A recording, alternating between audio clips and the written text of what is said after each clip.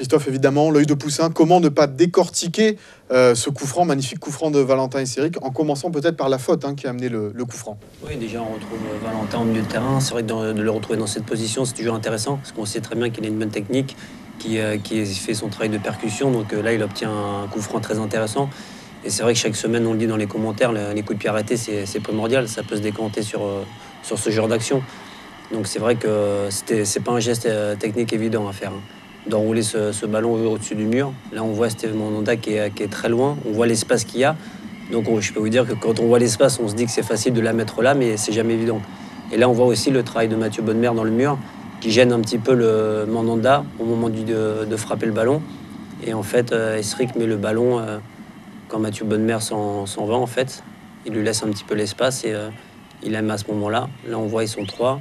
Et Mathieu Bonnemer se trouve entre les deux joueurs marseillais.